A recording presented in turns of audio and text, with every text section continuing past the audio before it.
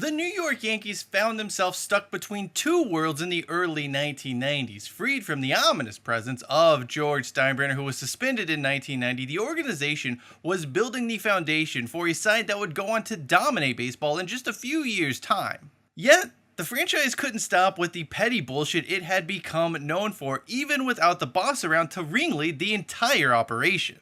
Look no further than the 1992 expansion draft for proof of that. The Yankees believed they should be exempt from having to lose players because, hold on, I want you to brace yourself for this. New York believed it should be exempt from having players taken in the expansion draft because the Florida Marlins didn't compensate them for territorial rights in Fort Lauderdale, Florida, where the Yankees fielded a Class A minor league franchise that was, by the way, leaving town.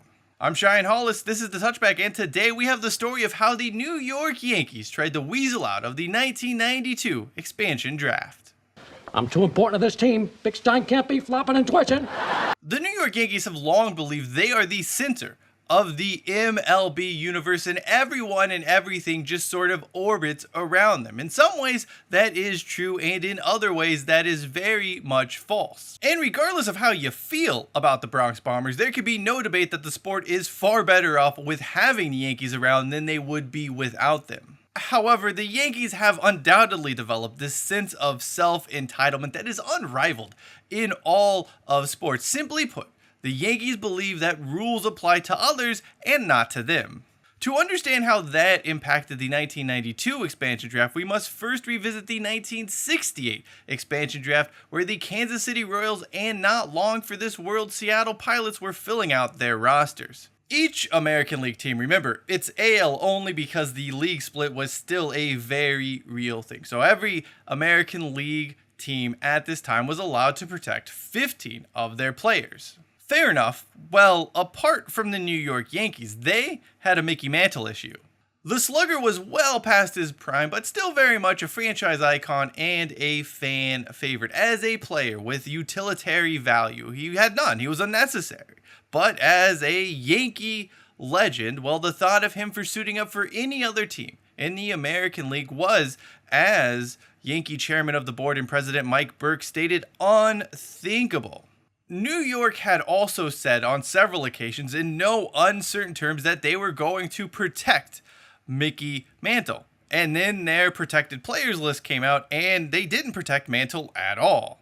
Instead, the Yanks enlisted the services of then American League president Joe Cronin to basically guilt trip Seattle and Kansas City to not take the Mick. While the rest of the American League was annoyed by what the Yankees did, it seemed for the most part that the issue was settled and New York was going to be allowed to unofficially protect 16 of its players. That was until the Royals front office did some digging and found two prospects left unprotected by the Bronx Bombers who were away on military duty.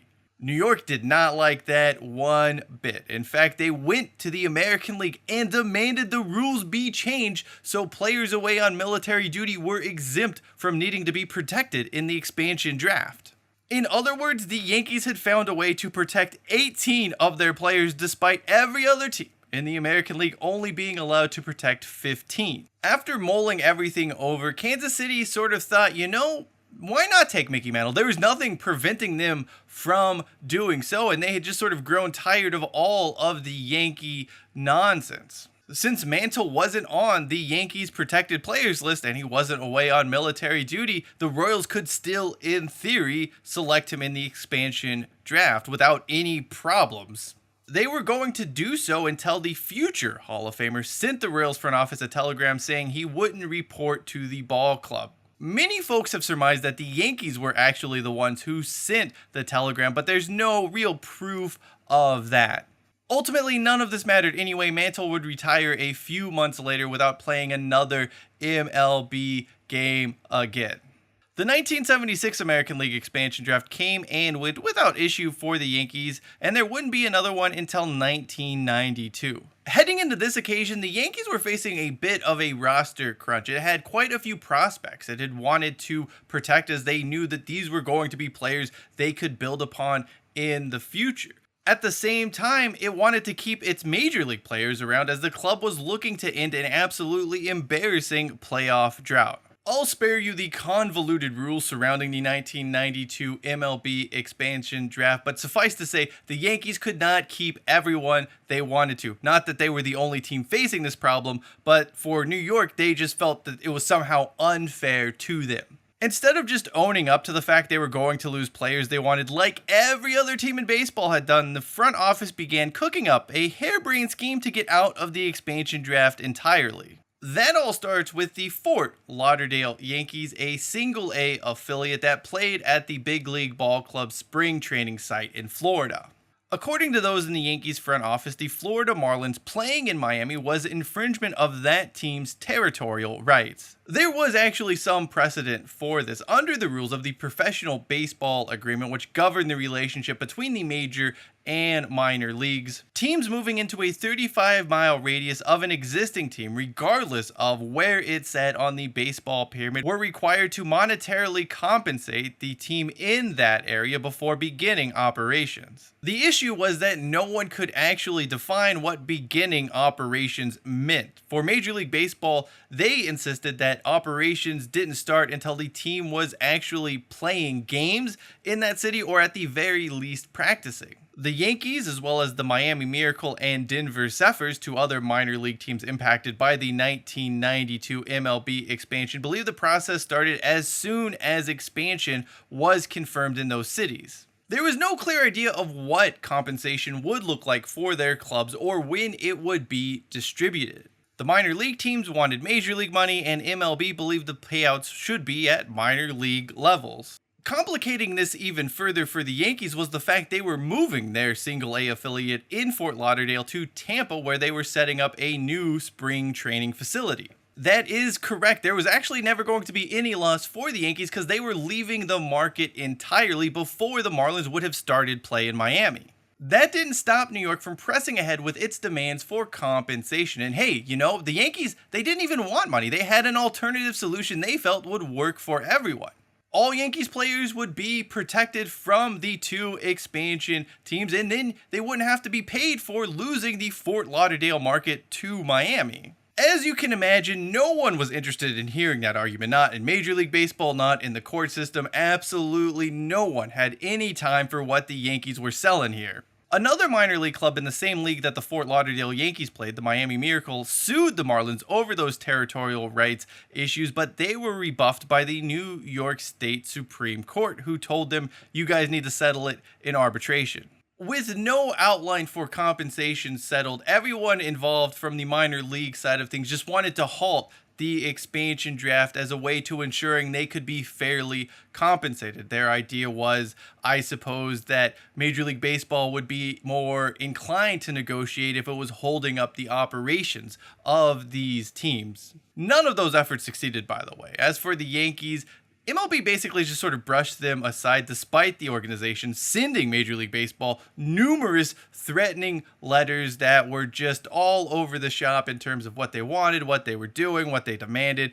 It was just sort of dismissed as a bunch of posturing. New York eventually submitted its list of protected players along with all other MLB teams. That Yankees list, by the way, did not include one Mariano Rivera. Oops. Anyway, the expansion draft would proceed as planned.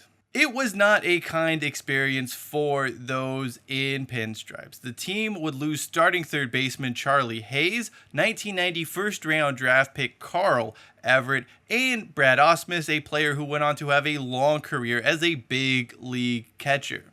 As you might assume, the Yankees were quite unhappy with how everything went down. They insisted the results of the expansion draft were invalid and told those players selected that they would not be reporting to their new teams.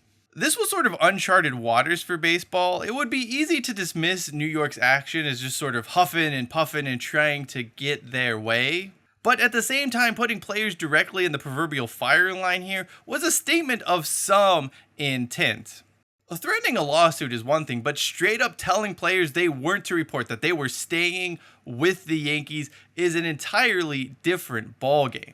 It leads you to believe the Yankees wanted to at least see how much they could get away with, and there is a good reason they may have pursued that course of action. We are in a time with no Major League Baseball commissioner. Fay Vincent has stepped down. Well, he was removed via what was essentially a baseball coup, but yeah, Vincent is gone. Sitting in that power vacuum was Bud Selig, who was acting as baseball's chief under the title MLB Executive Council President.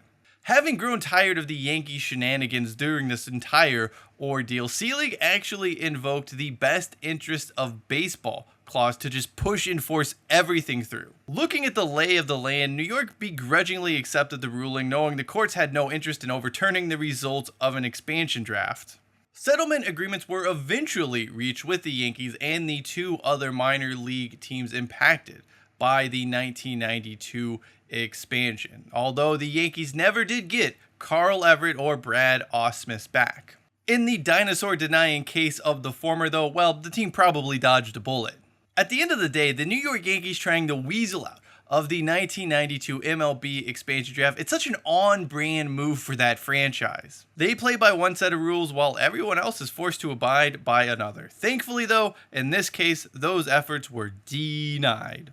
Thank you for watching this video. If you'd like to know about why MLB team relocations are just sort of a major waste of time, well, check out the video in the upper right hand corner of your screen. Until next time, I am Cheyenne Hollis, this is the Touchback, and as always, hashtag take it out to the 25.